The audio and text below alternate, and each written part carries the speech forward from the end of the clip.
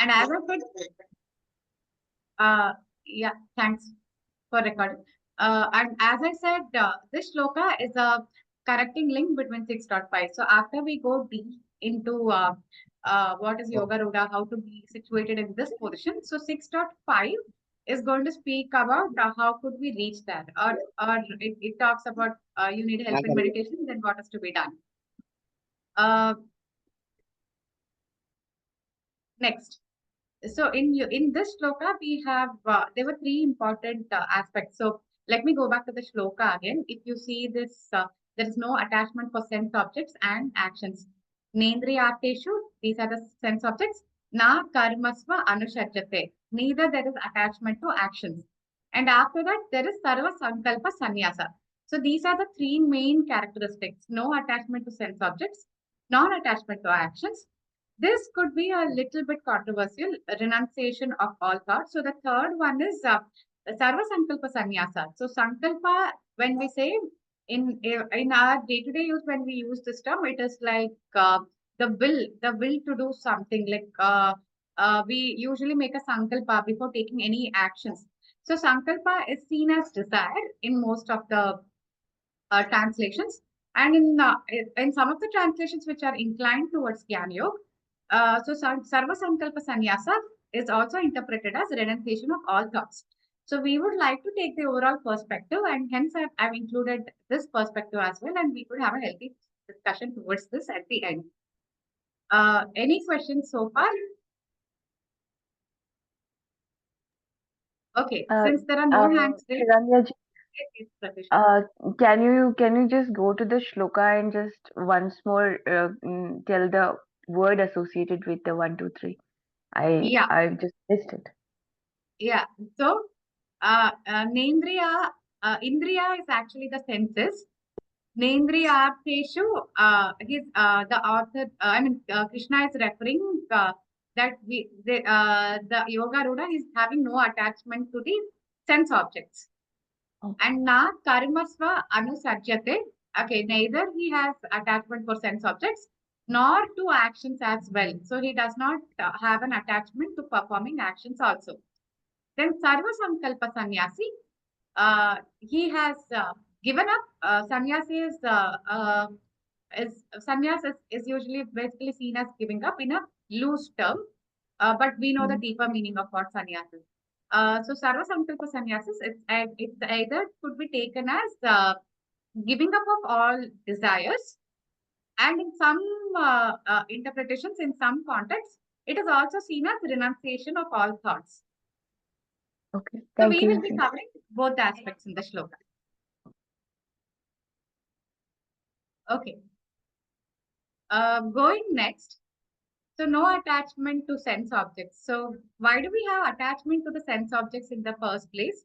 As we have discussed this many times, ignorance is the root cause of all the problems. So we don't know who we are. That is the problem number one. That is the main cause. And due to the ignorance of our true self, that we are part and parcel of Krishna, we associate ourselves with the body, with the mind, or with the thoughts. So we think that, so we always see that we are incomplete. The body, the mind, or the thoughts, if at a gross level, they're not perfect. So we have a sense of that we are incomplete when we are at that level. And once we feel that we are incomplete, we start having the desires. And then the mind starts going outside to seeking for those happiness, to seeking for that completeness. So we always look at the outside world to complete us. So that's when we start having desires. And that's when we start having attachment to the sense objects. So this is the path which will take us to the outside world. So when the mind is attached to the sense objects, it runs outwards for the enjoyment of worldly pleasures, and the mind does not turn inwards, meditation is not possible. So why are we emphasizing on the word meditation so much? Because that's the chapter. This is the Dhyana Yoga. So Krishna talks on that aspect here. So when the mind is attached outwards, there's no ways that the mind could turn inwards, and the meditation is not possible. So when someone is yoga ruda, that means he is an expert in yoga. He is having his mind completely turned inwards. That means he has given up his attachment to the sense objects. So Yoga Ruda finds contentment within himself and he does not need to rush to the outside worlds. In other words, he does not have any sankalpas. So this was the third aspect wherein the sarva sankalpa sannyasa. So once he does not have any desires or any attachment to the outside sense objects, he has automatically in the stage of uh, sankalpa sannyasa as well. And after giving up his attachment to the sense objects, next Krishna goes on to say that he is not even having an attachment to perform actions. So this we might seem a bit contradictory had we not done the Karma Yoga chapter.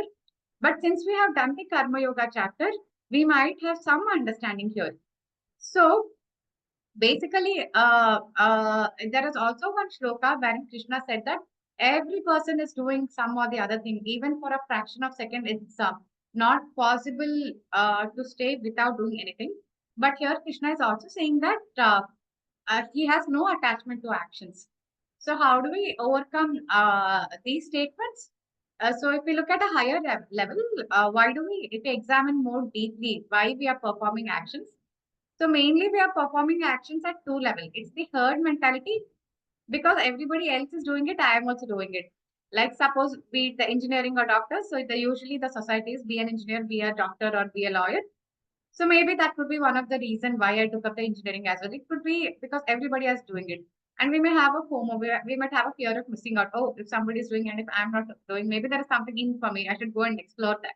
So that could be one of the things, the herd mentality.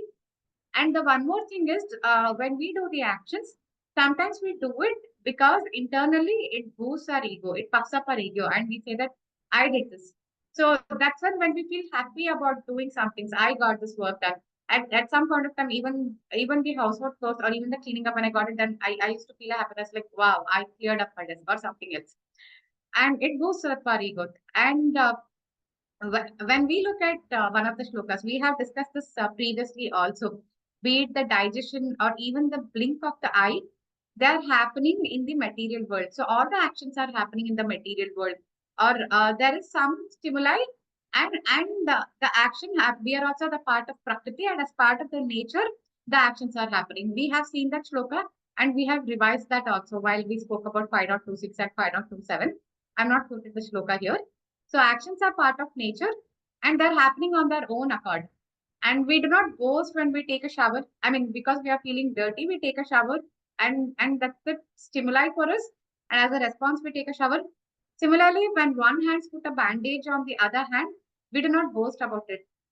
So why do we have a similar? So when we have a similar attitude towards all the other actions that we perform, then we are fit to meditate. Then we are situated in the karma yoga. We know that the actions are happening as part of the prakriti, and slowly we start becoming witness to the actions. We would start developing a witness consciousness. When you see and you ask yourself who is seeing, and when you hear and when you ask yourself who is hearing, and and these questions when you start having deeper, when you start developing a witness consciousness as well, you would slowly start turning inwards and you would be fit for meditation. So the one who was perfect at this, that is the yoga ruler. He has already an expert in karma yoga, so he knows that he is not the one who's performing the actions. So at this point of the time, his more turned inward, and he is the person who is said to be yoga ruler. So if we want to reach that stage, so slowly, we can start practicing non-attachment towards actions and towards the sense objects as well. And this was another very beautiful perspective. This was from Vivek Vani. This speaks more in terms of the self, in terms of the Atman. So mind finds happiness in the action, and he loses all pleasures in action. So he says he gives a step by step of how a person finds non-attachment in action. Again, thank you, Pratisha ji, for pointing it out. So mind has four aspects: man, chit, ahankar, buddhi. So all the four together are also loosely referred to as mind. So when we say that the mind finds happiness in Atma, the mind loses pleasure in all action. Here it is the ego part of the mind that is the chitta. That is the chitta part. And once the chitta is detached from the senses, no actions can take place because actions are part of the material worlds. And to interact with the material world, you need the senses. So the senses they interact with the outside material world. When you're already detached from the senses, so no action can take place as well. So actionlessness, that is the sense of non-doership, it occurs in the higher stages of sadhana. That is what this shloka is saying. This is at the yoga ruda stage. And the great stage who are established in perfect yoga, they come down from that supreme state to act in the world for the good of humanity. Uh, any questions here? We had a lot of discussions when we were framing the slides. So I'm sure that all of you would have more questions on this also. So at this point of time, I would like to take a break and see if anyone has any questions. It's not that I'll answer all the questions, but Nitinji is there and I'm very confident. So I'm asking so confidently any questions. Now let's go a little deeper into go back to the previous slide. I was just thinking about it because there's so much of information. Whenever I go through, it's like, so what do I need to do? I mean, yogi and detachment and actionless and all that stuff, it just gets all khichdi here, right? Can you go back to the previous one? Yeah, this one. Okay. See, yeah, the next one. So non-attachment to sense objects, non-attachment to actions, and renunciation of all thoughts. Now, how would that happen, basically, right? These are like very lofty concepts. What does it mean, and how do we get to that stage, right? And what do I need to do on a day-to-day basis? Basically, that's the key. So that's where I'm able to relate it to something I was hearing from Premananji a few days back. So basically, this thing is not going to happen all by itself. See, we have four parts to our mind, right? The man, buddhi, mind, intellect, chit, and ahankar, right? And ego. So the mind part of it makes basically does the takes the resolve or the sankalp that they call it in Hindi, right? It does the sankalp for the kriya that I'm going to do this. The buddhi says yes or no. It has to get its approval, swikriti, or its attestation that yes, go for it or not go for it. Mind suggests, proposes, and buddhi can accept that proposal or reject that. Okay, so this is how it subtly works. Ego gets the sense of I did it, or I am doing it, or I'm going to enjoy it. And chit's thing is to do the chintan, the attachment part of it, or repeated thinking about that kriya. Right? This is how it subtly happens. Now, mind is going to seek happiness, right? It will go for sense objects. Couple of reasons. One is it's like mind is like water. If you release water, it will go downward only. It does not go automatically upward unless you apply a machine to it, right? And that is what meditation is. So it will all go down and it will go to the sense objects only because mind and sense objects they are made from the material world. So it's very natural for our mind to go to those sense objects unless we give it something more pleasurable. Our mind says give me something more pleasurable, otherwise I'm not going to give it, right? So the anybody loves jaggery here, good. I mean, if you have taken a resolve not to eat good, then you won't, right? Pratusha, okay. Now, between good and rasmalai, which one would you choose if you have to choose one? Yes, Malay. And between rasmalai and rabdi, which one would you choose? Lovely. Yeah. So it depends. It's gradation, right? So you would give up, you will continue to have good until somebody feeds you rasmalai. And you'll continue to have rasmalai unless somebody feeds you rabdi, right? So there's a gradation with regards to what our mind is seeking. It needs a better pleasure, a higher pleasure before it can give up the lower one, which is a sense pleasure at this point or what our mind is proposing. And that is where the trick is, right? We cannot develop non-attachment to sense objects unless we have given our mind something better, more blissful. And that is where God's remembrance, kirtan, bhajan, nam smaran comes into picture. But the trick there is it's not going to happen immediately. You have to cross a threshold and then it will start revealing the bliss that it gives. And that is a kind of a bliss where forget about sense objects. These Rishi Munis who start devouring this nectar or that bliss that they tap into, they can go without food and water and can sit in that bliss for ages and ages, because that is how intoxicating it is. But for us to get there, we have to make that effort. And then all these things, non-attachment to sense objects, to actions, and renunciation of all thought, single track thought towards God. Your mind is like yoked or hooked or tied to God's remembrance. When that will happen, then it will automatically happen. So that is the simple mantra for everything, right? Like if you were to look at what do we need to do on a day-to-day basis, it all boils down to doing bhajan kirtan and nam smaran of God, and all these things will automatically fall in place. Otherwise, it's very easy to get lost in these concepts. Oh no, what do I do basically at the end of it? In fact, Pratyusha was telling the other day, if you do bhakti, it actually does the 8 limbs of Ashtang Yoga as well are also covered in different stages of bhakti, right? So bhakti is like that Ramban or the silver bullet which takes care of all that Lord Krishna is talking about in Bhagavad Gita, right? He is attacking or tackling it from different lenses throughout Bhagavad Gita. Bhakti is one thing where you do kirtan, smaran, namjap, nirantarta, and then that bliss will start revealing itself, and then automatically everything will happen. Nothing else is needed. So I just wanted to call that out so that we don't get lost in too many details here, because it can get overwhelming, right? What do we do? And when your mind starts proposing, then it'll start, it'll also be tamed.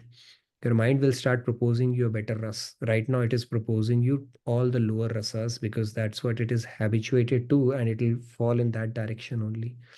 And when that's where you can actually take your mind to higher ras, but that will take a little bit of effort. That's the whole trick. It will not happen automatically, right? If you sit right now and do Hare Rama, Hare Krishna, or Radha Radha, or Siya Ram, I mean, it's just coming from mouth, right? So it will not give. But when you continue to do that, I mean, you can try it for a few days. You'll start getting a different kind of strength from within and bliss also. It's like you get into a rhythm, and your practice will also start increasing over time. I'm trying it these days, so it works. If you set aside a time, then you'll not be satisfied. You'll find you'll there'll be a craving to get more time for that, because it is truly blissful, because God is residing in his name, right? And when we start remembering as well, it can have a magical effect on our lives. So I would say, if there is one takeaway right now, of course we have to bring in nirantarta, but if we can build a routine, even if it's 15 minutes, 20 minutes every day, just me time with God, remembrance and his name, chanting or otherwise, I think that will go a long way in solidifying these concepts, which will automatically start falling in place just by this small practice that you bring into your routine. So just want to call that out. Yeah, we can have a discussion. Like Shirame said, if you have any questions, that's a pretty interesting topic. So Thanks a lot, Nitinji. So one key takeaway from Nitinji, if you want to follow Nitinji in terms of the tranquility no, that no, peace in not Bhagavad Gita, then set aside 15 to 20 minutes every day. not me. See, we are all trying to, be a good student of Bhagavad Gita based on Yeah. our limited capacity. So what I'm saying is, I'll feel inspired if you'll tell me, right? I am very lazy. The routine gets broken, but the reason I'm reiterating here is that if we do that, it gives me inspiration as well. You know what? Other people are doing it, so do that. So, but do that. I think it's a very nice routine to get into. When I do it, I thank myself that day. And when I don't do it now, I've started feeling bad, which is a good sign, right? So try to build that, and let's bring in our this resolve and commitment that we are doing in our session, so that we can inspire each other. So we are all work in progress, trying to help each other, right, as best as we can. So yeah. Yeah. This was really very inspiring and quick show off. And so many of us are willing to take out 15 to 20 minutes time every day to our meditation. Right. And one more thing I'm trying these days, doesn't work always, is to fill in the gaps, right? There are gaps during your days, right? I see sometimes time between meetings and stuff, with the recitation and remembrance of God as best as possible. If you start filling in those gaps, that also helps. It keeps you in a zone that cannot be articulated. When you get into that zone, you will not realize it. But when you're not in that zone, then you'll be able to know, okay, now something is missing. Okay. Doesn't happen often, but when it happens, you will know it. So that is also another practice you can bring in. it'll help immensely. So To everyone else, we'll try to get in touch with Nitinji and see how can we get that 15 minutes daily routine in our lives also. So we'll go ahead with the next hand. Sandhya ji. Radhe Radhe. Thank you, Nitinji. Wonderful discussion. And of course, Shri Ramya ji, for explaining this shloka beautifully. And I first wanted to add something to what Nitinji was saying, right? So, from my personal experience, like chanting also helps with reaction time management, like for example, there are fluctuating situations around us all the time. But if we are into the practice of chanting, we end up responding instead of reacting immediately. And that's just something, if it becomes your habit, your life will become much more peaceful than before, I feel. So that is one thing that you can quickly start observing if you are feeling angry, or if there are any situations which end up making you very anxious. If you just start chanting, it could be simple thing like name of God or even Hanuman Chalisa or whatever is something that we are, comfortable with. That really helps us relax and respond instead of just immediately reacting, which we can regret later. And another thing I wanted to add is association of inspiring people. Like, for example, today we are all discussing, we could hear Nitin ji, Shiramya ji, and everybody else. Right? That always reminds me of whatever mistakes I'm doing and what is it that I need to do. So I think, of course, we have this blessing of this satsang. But other than that, also, if we keep a constant touch with people who inspire us along the journey we want to follow, I think that also really, really helps. I am biggest beneficiary of that. I can say that. And third thing is, like, this is something I've learned from Premanandji again, as Nitinji was mentioning, that just practicing everything as seva for God, right? Like, whoever we are talking to, whatever work we are doing, if we try to do it as with the attitude of serving God, life becomes much, much easier. So yeah, these three things again, seva, satsang, sadhana, but how can we practice it in our day-to-day lives is what I wanted to bring. And I had one question also with respect to what we are discussing today. So there is this sense of becoming the activity, whatever activity we are performing, we kind of dissolve our identity and get absorbed so much that we just become that activity. So I wanted that, can we also have a little bit of discussion on that aspect? Um, Tanmayata, in Hindi, that's what it is, I think, referred to. So yeah, just opening it out. Yeah, Nitinji. right, I heard this concept, right? I think when Premaji is us, I think he asked that how will I meet Krishna? And somebody told him, then for you to meet Krishna or to see Krishna, you have to become Krishna. Okay, now that did not make sense. Is it that you're going to become Krishna? Are you going to merge with him? Are you going to get moksha? Now, then a few years down the line, that concept became clear to him. It's like becoming Krishna means tanmayata in your thought, speech, action, everything is Krishna, like gopis, right? Everything is related to Krishna. Now you're immersed in that, and that's how you see. So that is the concept. And the same thing happens, right? Even in the material world, when we get absorbed in something, we become one with that, right? We lose basically the complete focus. Complete focus is devoted to that thing, and we generally tend to excel and do well and have a sense of satisfaction around that work as well, right? So tanmata helps even in material world, but in spiritually, Krishna wants tanmata only, right? So we have to like live, breathe, eat, sing, whatever it is, Krishna only. That would enable us to get to that stage. So it is said that even for the chanting, right, there are, I think, three stages. The Vakhri, when you're speaking with the mouth, and then I think Madhyama, when you start, it starts getting deeper, it's coming deeper from the throat. As I've seen some of the people who sing bhajans, you would see somebody who's singing just orally, right?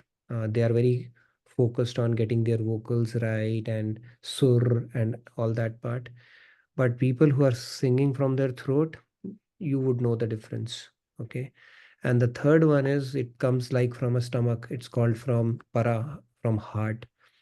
So from a Nam Jap standpoint, it becomes synonymous with your breath. So even if you wake up in the middle of the night, sometimes happens, rarely, when you are done practice, really well, without realizing, without thinking, it is reverberating inside you, right? Like Radhe, Radhe, whatever you've done. Like sometimes you've seen Hindi movies, some song you like, peppy number, you without thinking that song is playing in your heart. That's more Rajasic, but it can happen with God name as well. So that stage where it becomes your default setting. Default setting means you can sleepwalk that role. Anytime you wake up, God's name is reverberating. That is the stage. I think aspirational stage we should all seek and tell how what are we trying to put in practice to get to that stage. I think that will be very inspirational. I mean, I'm trying a few things, like I'm building a routine these days, and then I try to fill in the gaps and keep trigger for myself. When you forget, then simply say, okay, God, whatever good happened through me, it's all because of you. I offer it to you. Bad happened, okay, I take it and give me the strength and wisdom so that I do better next time. So that is another thing. So any other such tools that you think you can employ and that are benefiting, let's share it from time to time as well. That will be very practical, right? How do we make progress on a day-to-day basis? So just wanted to add that, right? So even with chanting, it starts with mouth and then throat and then heart. And heart, that stage we have to basically reach where it becomes synonymous with our identity itself. Sorry, Pratisha, you wanted to add something? Go ahead. Go ahead, Pratisha ji. Okay. Yeah. So regarding the one thing that I heard actually that just now was why we are discussing this, because we are in Dhyan Yoga, and actually um it's like also because we are in Bhakti Yoga, because the renunciation of all thoughts and directing it towards one thought is also needed in Bhakti Yoga, just to think about God. So we are practicing this because Krishna is telling that everything is needed for us to, whichever path we take. So that's what I wanted to add. And then about Tanmayata, actually, what I understand is it is talking about witness consciousness. So what is witness consciousness, right? Witness consciousness is where there is no ego. There is only um, consciousness, and there is a activity. So basically, no ego. Like the examples that you told about, when somebody is taking shower, they are not taking ownership that yeah I'm taking, or somebody's brushing their teeth. They're like no, I'm brushing my teeth. No, it is, and then we the ego tends to take something um, something good that I did it. So when that is not there, only activity is there, and I realized that okay, it is happening automatically. Then who is it that is realizing? That is the consciousness, and it is not taking any ownership of that fact. So when we reach that witness consciousness state, where the bhakti becomes natural state. When you look at your mind, you will see that yes, the chanting is going on its own. When anything is going on its own, without you taking the ownership, without the ego coming there, that is called witness consciousness, and that is what we have to become. Just pure consciousness doing its own thing. It's difficult, but it is what Tanmayata means, or is what I feel. That's it. Radhe. Yeah, thanks a lot, Pratisha ji. If I can add on one point also. So usually when we go out in our social gatherings or some our office meetings or somewhere, so people ask us, "Hey, could you please introduce yourselves?" The first thing we say is our name, and the next thing we say is our profession. Usually, I'm a software professional, or I'm a scientist, I'm a researcher, so and so and so. So that's how deeply we engrossed with the work that we are doing, that we start associating our identity with it. So it's about what we attach with self. Like Nitinji told, once we start associating ourselves with Krishna, we become Krishna. So in the same way, if you start associating yourself with the sense objects or with the actions, that will push you more into the trigonic look and into the material world. That was just my 2 cents. And we still have many more slides. The shloka is not covered, so I'll just continue with some more slides, and we'll open up for discussion again. So remember these three things, right? And Nitinji also told us like practical ways what we need to do: non-attachment to sense objects, non-attachment to actions, and renunciation of all thoughts. So we will go a bit deeper. So for renunciation of all thoughts, what do we need to do? So we can, with our day-to-day activities or with our step by step, so what we can do is, the least bit what we can do is that replace the bad thoughts with the good thoughts. So this is the first step, how a yoga Ruda would have reached here. Once he replaces all the bad thoughts with good thoughts, even the good thought starts to disappear. And at that point of a time, there is a union, and there is a union with the self. I mean, here it is the higher self, that is with Krishna as a Paramatma who is sitting within us. So when the mind through intense meditation reaches the self and tastes the infinite bliss, good thoughts also come to an end. It is a stage wherein you are just having the name of the Lord or his activities in your mind. And when the mind merges in Atma, Atma alone exists. This is the thought-free states of the Yoga Ruda. It is not nothingness or emptiness, because in the thought-free state, all the pervading knowledge consciousness is fully awake, though there is no mind. So I have not experienced this. So I may not be able to give more on how this feels like. But these are the words which was given in one of the translation. And for some who are on the Gyan Yoga path, it is the merging of the Atma with the Paramatma. And for the some who are inclined on the Bhakti Yoga, it is just that your mind is full of Krishna. It's like your thoughts are all aligned with Krishna's thoughts. But again, in both the paths, the first step is you start replacing your bad thoughts with the good thoughts. So if we have to break it down even further, how do we replace our bad thoughts with good thoughts?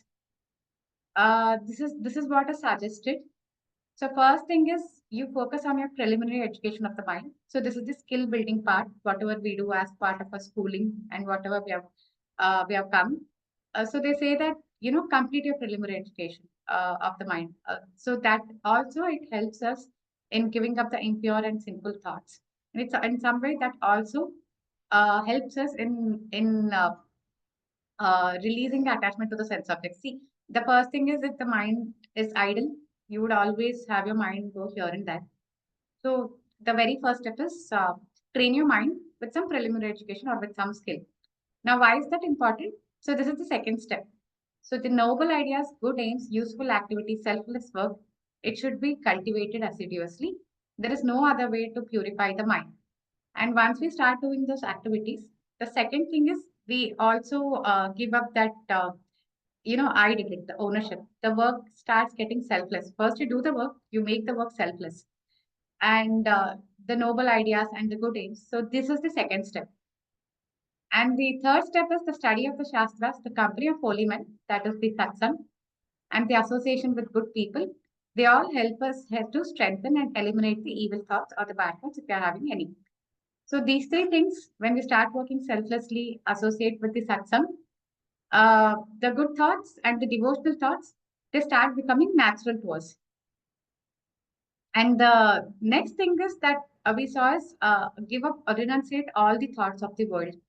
So this was from Ramananji's. Thanks, Dhruvalji, for pointing to this. And here, this is also a very nice practical way, a very helpful way for a lot of us. I would read them out. So once we can start developing this thinking habit. So we are in this human birth, and it is only by God's grace. And we know that even the birds which are considered higher to human birds, that is the demigods, even they cannot reach Krishna. It is possible through the human birth alone. So when we know that we have been blessed with such an opportunity, so why waste this valuable time in thinking the thoughts of the world? Why not I utilize this mind by thinking about God? So once we start having these thoughts in our mind, it will help us give up all the other thoughts of the world when we realize what opportunity we have. And for a karma yogi, they say that he has to discharge his duty without attachment at present, while the thoughts come to their mind either in the past or the future. So a striver should not be entangled in them. Okay, so what does this mean? Now, let's say that I had a discussion with Pratisha ji.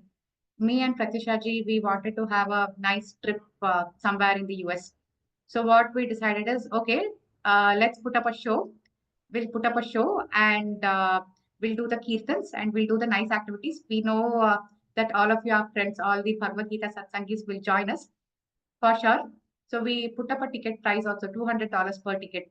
And we have spent $10,000. We didn't have the money. So we borrowed it from Sandhya ji. Sandhya ji was kind enough to loan us the money. Okay. So we have put up the night show. So there were people coming and Pratisha ji started singing. There was a lot of crowd and we were all very happy. Yay, this is working out. And then I start singing the kirtan and Shyamji goes to sleep and Shyamji gets out of the place and he tells others also, look, it's not at all what I expected. Nothing worth it. Don't spend your $200 on it. Go back. So there are not many people. And me and Pratisha ji, we are engrossed in the work that we are doing. So while we are doing it, we are doing it. We are engrossed in our kirtan. Maybe I'm singing bad, but I am thinking that I am singing like Lata Mangeshwar. I am totally engrossed in it. I'm singing. And Pratisha ji goes ahead and she sings, we are done. And then we start counting all the money that we have. So we counted and we see that we just got $4,000. So that's just 20 people who turned up. Now we feel sad. We don't know. We are also running a debt of $8,000 to Sandhya ji. She's very kind. So we told her we'll fill you up in installments. So me and Pratisha ji. So when we were singing, when we were doing the kirtans and everything, we were totally into it. We were engrossed in it.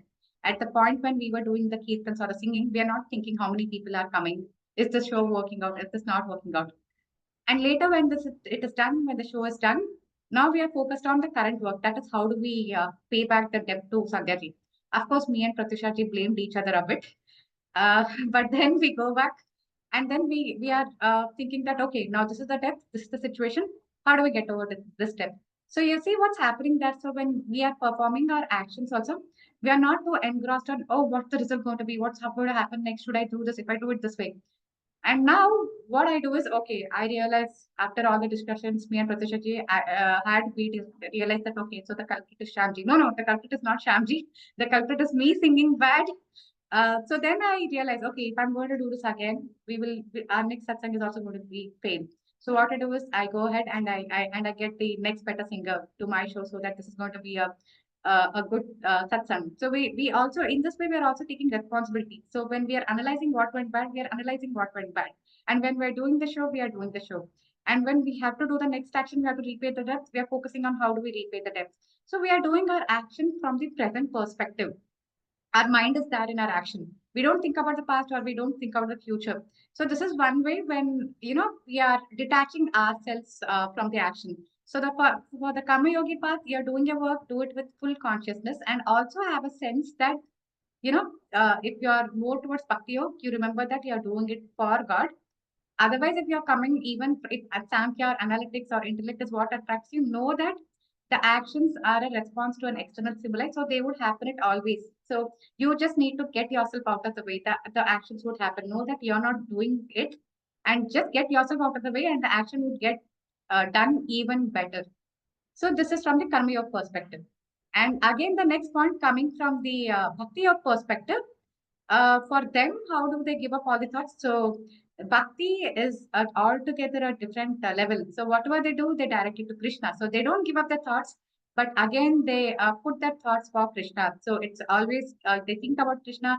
Their mind is engrossed in Krishna Lila, in Krishna's activities. So when your mind is thinking about Krishna, so there's no ways that your mind could have the other thoughts or other pursuits. So Krishna is in him, and he's in Krishna. So when the thoughts that come to the mind are either of the past or future, it is a blunder to think of the pursuits which do not exist now, but to think of God. Like, let's say that Krishna is here before you, Krishna is sitting in front of you. So would you go and think that I have put the clothes in the washing machine, let me get them out or something? So it's like your mind is engrossed in him. And now we have the Damodarashtakam where the milk was coming up and Yashoda put Krishna to turn off the stove. That is a Leela, that's a different thing. Uh, but again, the general idea is you visualize Krishna, you think of him, and your mind can't go anywhere else. For those who are in the stage of bhakti, but at least for those who are in the initial stages, who are in the karma yoga, it is you do your work more consciously. And yeah, I see a couple of hands raised. I have two more slides to cover, so the shloka is still not over. And I'll open up for discussion. Sandhya ji, please go ahead. Radhe Radhe, first of all, great initiative of that, experimental example of involving people who are present here. And most importantly, Shyamji, whenever we take name of Shyamji, the session will become Sorry, Shyamji. more engaging. No, I think we should unmute him and hear him. How was his experience around it? Like, that's what I wanted to. Shyamji, Radhe Radhe.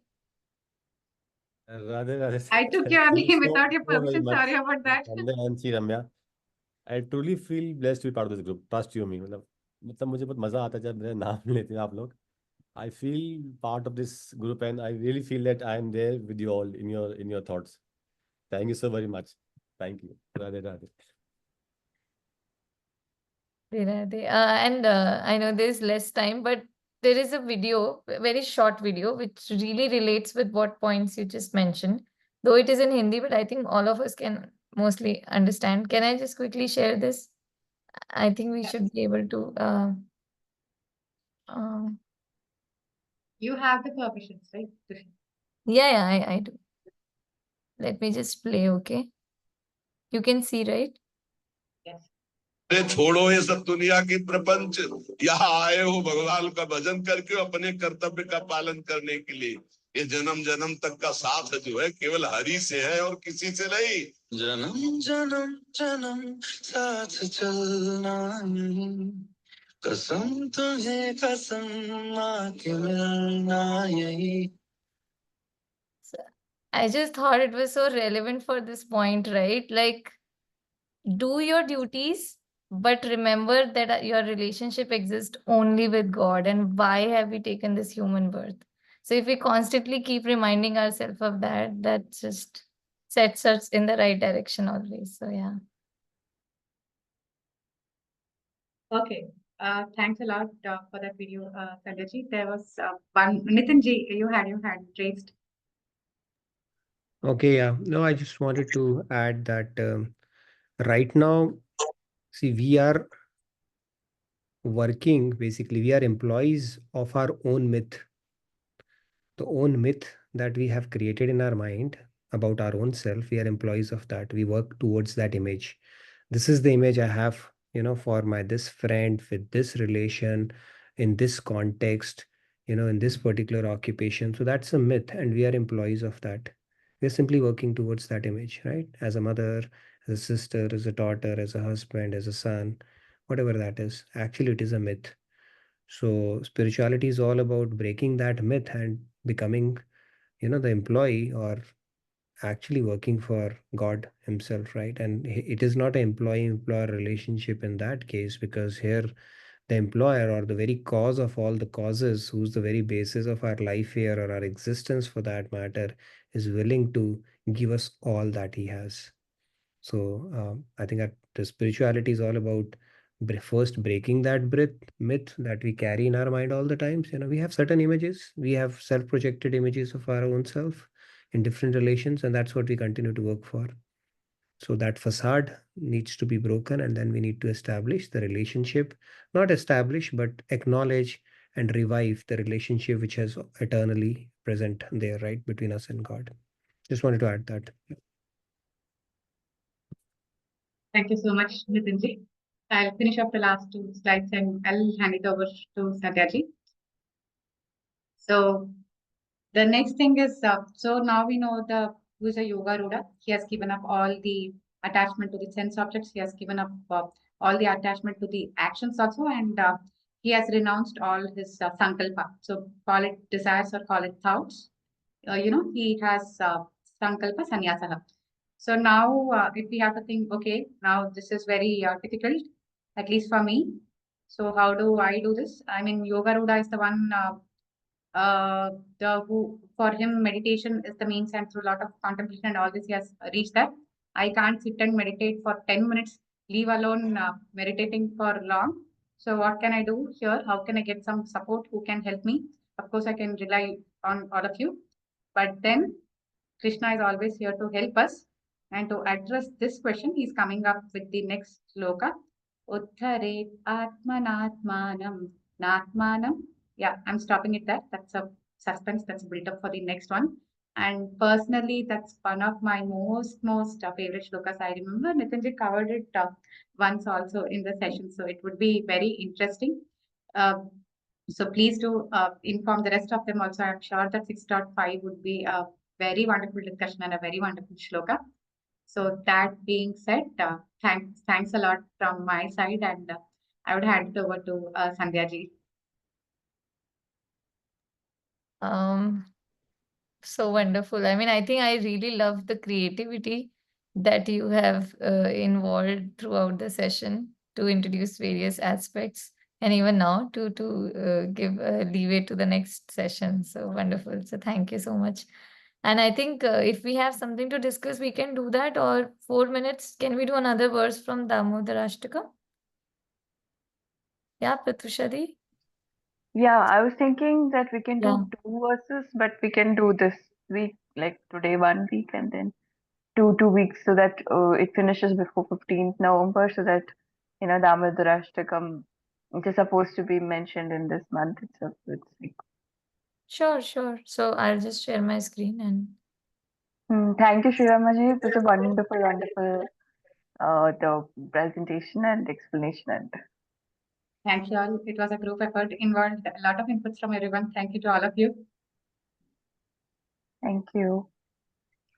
Okay, so shall I start? yes, fourth one, right? Okay. Fourth or fifth? Both. Can I do that? Yeah, I mean, starting with fourth. Yes. Okay. Varam devamoksham na moksham vadimva na chanyam raneham varishadapiha. Varam devamoksham na mokshavadimva na chanyam raneham varishadapiha. Idam te vapornath gopalamalam. Idam te vapornath gopalamalam. Sada me manasya virastam khemanya. Sada me manasya virastam khemanya. Idam te mukham bhojamatyantanilayam. Vratam kundalai snigdharaptaischa gopya. Idam te mukham bhojamatyantanilayam. Vratam kundalai snigdharaptaischa gopya. Mohoshumbitam bimbaratadharam me. Manasya virasamalam lakshalabhe. Mohoshumbitam bimbaratadharam me. Manasya virasamalam lakshalabhe. Radhe Radhe. Beautiful. Thank you so much. Should I just read the translation? Yes. So just again reminding everyone, this is Damodarashtakam, which is describing the Leela between Yashoda Maya and our favorite Krishna. And it holds even more importance during this present month of Kartik. So we are trying to practice recitation of this in our every session.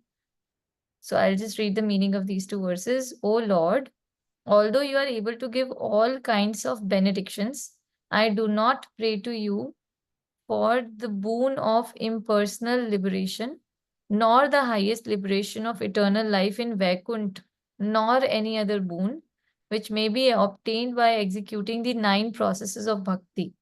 O Lord, I simply wish that this form of yours as Bal Gopal in Vrindavan may ever be manifest in my heart. For what is the use to me of any other boon beside this? Wow, it's a beautiful one, right? O Lord, your lotus face, which is encircled by locks of soft black hair, tinged with red, is kissed again and again by Mother Yashoda, and your lips are reddish like the bimba fruit. May this beautiful vision of your lotus face be ever manifest in my heart. Thousands and thousands of other benedictions are of no use to me. Beautiful. Yeah. Mm. Highest prayer, no bhukti, no mukti, no vaikunt, just bhakti, loving bhakti. Yeah. Okay, I think it's 10 o'clock. Very beautiful conclusion from Damodar Ashtakam. And should we just part now? And see you next for 6.5, right? Yes. The rate Radhe Atman Radhe. Atmanam, remember? Yes. Yeah. Okay. Thank you all. Thank you, everyone. Thank you, Nitin ji. Whenever you're there, we all start reliving our family life, spiritual family life Mm. again. The pleasure is entirely mine. Always. Always It good is to like be uh, back to these like sessions. how sorry to interrupt, how Sandhya told the kid is thinking, the kid is driving, right? So we are even sitting in the front seat and thinking of drive because we know that in the back Nitinji is there to catch us if we fall. It's only with that confidence that we are coming up presenting. Otherwise, there's no ways we could have come up with this. So thank you so much, Nitinji. Yeah, Yeah, and happy to yes, yes. lend you my parrot memorization wherever it can help you. So, but it's always good to be part of the spiritual family, and hopefully we can continue to make progress. So Yes. yeah, sorry, Patusha, you were saying something? I was just saying that, once we start something, we should never leave it, in between. So we are, covering up for you. So you also come and please, you daily come and your presence is enough, sir. No, thank you. That's sweet of you. Sure. I mean, it's something I look forward to that, right? Still getting to grips with the fact that it's not happening every day, but this one is good, right? So thank you for starting again. So thank you again. So, Thank thank you. you, everyone. Radhe Radhe. Thank you, everyone. Radhe Radhe. Good Thank to you see you, all. Radhe Shyamji, Radhe. Madhuji, Dhruv, Vaishnavi, and Shriyamya, and Pratusha is always there. So thank you. Pratusha ji is there since with 2 accounts. You see Pratusha Saji Ravi with 2. So she's increasing the number of participants also. See? That's No, nice. that's Raji. Yeah, I'm just kidding. Okay, thank you, everyone. Thank Radhe you, Radhe. everybody. Radhe Radhe. Thank you, Radhi Radhi.